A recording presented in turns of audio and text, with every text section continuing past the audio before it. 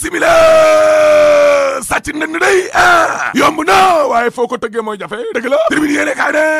njëndug roppalande avion présidentiel bu bees ba day waaw dama ne la werante ba saay bu ñu xëe muy gën di neewi ma ngay yokku de parce que Thierno Alassane Sall nee na gis nga jëndug avion présidentiel bi lée vraiment mënuñoo tere lekk de te nekkul tamit farata waaw Thierno Alassane Sall yemu ca yow ndaw yaa ngi ni lée seen yaakaar tas cool suuf yaa ngi mel ni kontul lek man le bor bi nga xam ne kon moom la réew mi amee saay bu ñu xëe muy gën di yokku ñàkkub kaaraange gi am ci réew mi lée doy na waar sàccub jur gi nga xam ne moo am ci yenn ci ay gox-goxaan doy na waar bu ñu jugee naan ay avion bële dafa màgget loolee ay mbirum caaxaan la njiital république des valeurs yemu ca ca tribune yéene kaay waaw dépense yu amul bopp amul génn la laa la wax te dara na kon da caa leerul lépp ci ndoddal sénégalais yi lée lii daa ñaaw sax indécent Abdou Mbow ci direct news ne adada dama ne la Macky Sall mi la jëndalul boppam avion Macky Sall président de la république bu Sénégal lay jëndal avion Abdou Mbow mooy wax de la tey moo yéene kaa ne sax waaw na xool ci wàllum jikko ju baax mbirum deret wàllum dignité ak honneur maître Augustin Senghor waaw dama ne la waratul toog file naan daa bëgg a jiite waat wàllum football bi maa la ko wax ci yow am réew moo xam ne saay bu ñu demee compétition ba ñëw ñu naan muñ leen dina baax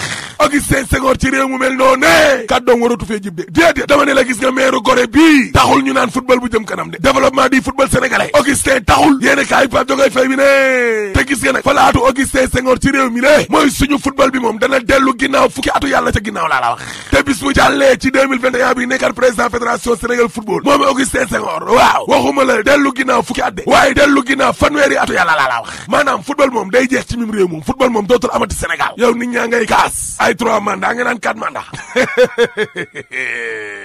waaye comme que pétrole bi gaz bi lée lañ bëgg a fay ñenn ñi bëgg a laal 3e mandat te dañ ko fiy tere waaye Augustin bu ko neexee laal 4 wala 5 boo paree ma ne la alaaji tëjal réew mi quotidien ne xaalisu moto Jakarta ya 450 millions waaw Jakarta man bu nekk day ñeenti junne ñaari téeméer nga am 21 000 ñeme wuñ ko tribune yéene kaay ne dëgg la parce que ñoom ñoo ñee di dawal moto Jakarta yi day toll nañ ci ñaar fukki junni ak juróomi téeméer ak juróom benn fukk ak ñeent 20 564 conducteurs ku ne ñeenti junni ak ñaari téeméer yu tëgas lëf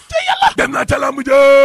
tribune sox ne Modou Lo ak Ama Baldé day léegi nag régularisé nañ ko lamb ja leer box sobli ne Modou Lo ak Ama Baldé ko léegi le 25 décembre la ñëf xaalis bi ñu jox waa Jakarta yi ñoom a jaaxal waaye bu leen ko kenn ñaawalee de ndax ñoom ak luñ tuutile ñoo tane askan wi ci xaalisu pétrole bi mais nag nañ jàpp ne suul gaz du ko tere xeeñ te 3e mandat dañ ko fi tere rek boo paree ma ne la alaaji tëjal